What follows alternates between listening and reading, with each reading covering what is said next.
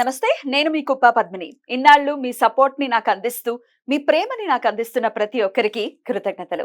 ఇప్పుడు చూడబోతున్న ఈ వీడియో కూడా ఖచ్చితంగా మీకు ఉపయోగపడుతుంది.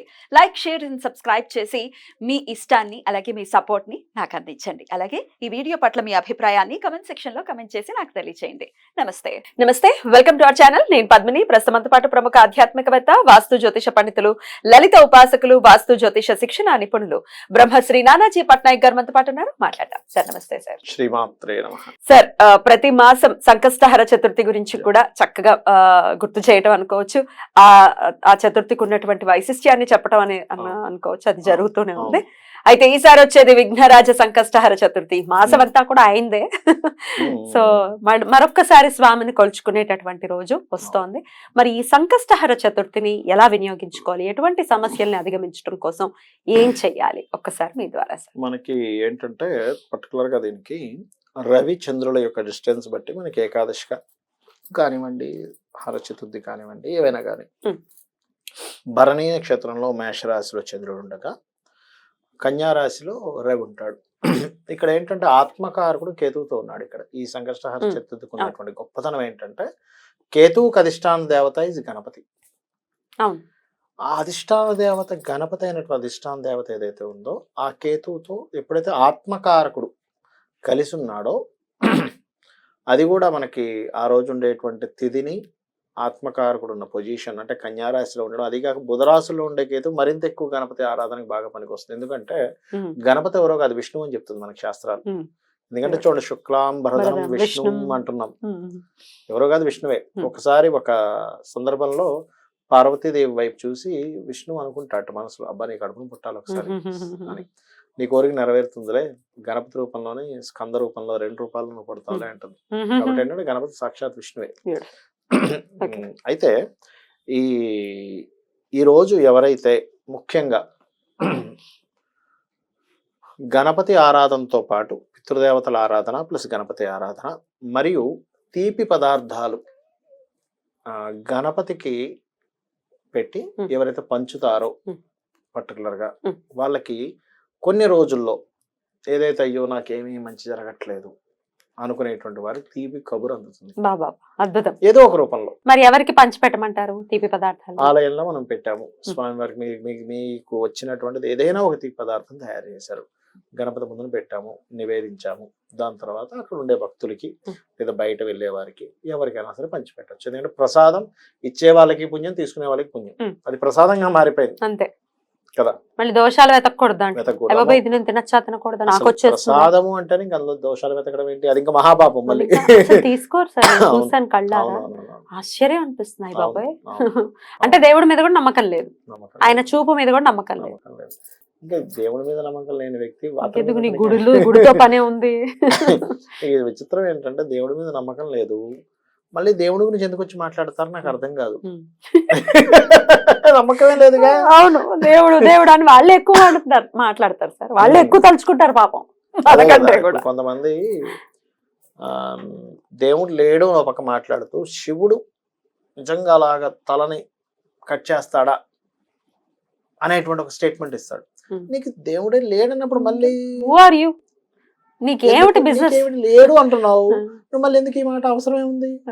దానికి వేరే స్టోరీ ఉంది. ద్విరూపుడు, ద్విజన్ముడు, బ్రహ్మవేత్త అయి ఉండాలి, అదేది మన అయోనిజుడు అయి ఉండాలి, ఆ మూషికాలను సంహరించే వ్యక్తి అని ఒక ఇది ఉంది, వినాయకుడి ఆవిర్భావానికి లెక్క ఉంది. అందుకని వచ్చాడు. నీకు ఇన్సైడ్ స్టోరీ తెలియదుగా, తెలియకుండా ఎందుకని అట్లా అనుకుంటావు?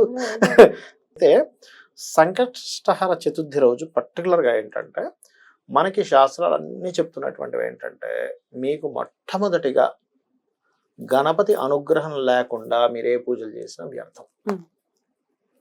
ఇది మనందరికీ తెలుసు. మనం ఆఖరికి అపరకర్మంలో కూడా గణపతిని పెట్టి మనం చేస్తూ ఉంటాం కదా.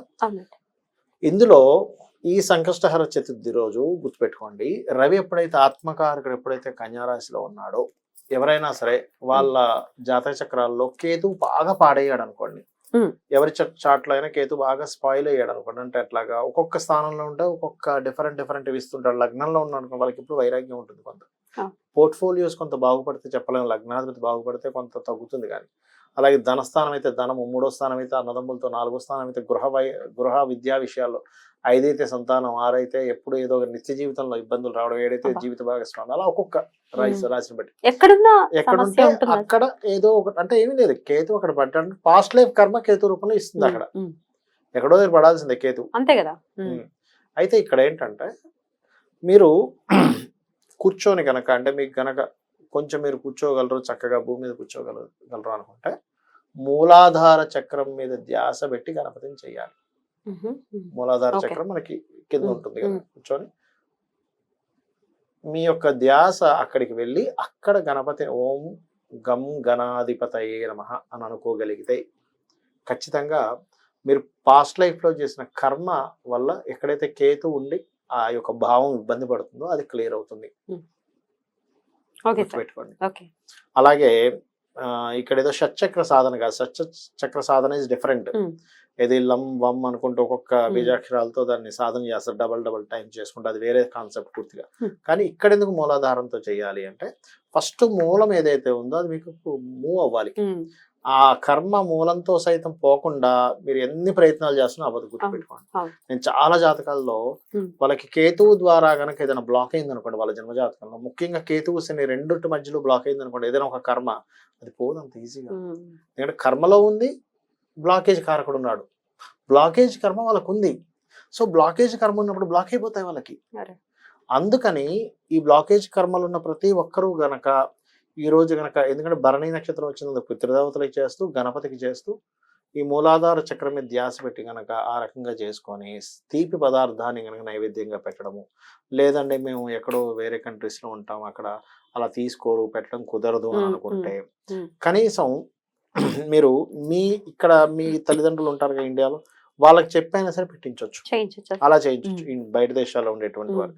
ఇంకా ఇక్కడే ఉన్నారు, చక్కగా గోశాలకు వెళ్ళి గోవుకి ఇప్పుడు ఇక్కడ బెల్లము గ్రాసము తినిపించినట్లయితే 100% వీళ్ళ యొక్క ఇబ్బంది అనేటువంటిది మూలం నుంచి పోతుంది. బ్యూటిఫుల్. ఖచ్చితంగా చేసుకోవాలి. ఇక ఉపవాసాలు చేసే వాళ్ళు ఇది ఎలాగో వాళ్ళకి అలవాటు ఉండి ఒక పొద్దు చేస్తారు, ఉపవాసం అక్కర్లే, ఏకాదశికే 24 hours చెప్పారు. మామూలు రోజుల్లో మీరు పూజ చేసినంతసేపు చేసుకున్న తర్వాత మీరు స్వీకరించవచ్చు, తప్పేం కాదు. సాయంత్రం చంద్రోదయం అయిన తర్వాత చక్కగా పూజ చేసేసుకుంటారు, పెట్టారు. రైట్. ఒక్క నామం ఏదైనా చెప్పండి సార్, స్వామికి అత్యంత ప్రీతికరమైనది, స్వామి కృపకి మనం పాత్రల మనం ఆటంకాల గురించి మాట్లాడుకున్నాం కాబట్టి శాస్త్రంలో 32 గణపతులకి గురించి చెప్పినటువంటి వాటిలో మాత్రం ఓం వక్రతుండాయ నమః. చాలా బ్యూటిఫుల్ గా ఎక్స్ప్లెయిన్ చేశారు. కృతజ్ఞతలు సార్. నమస్కారం సార్. శ్రీమాత్రే నమః.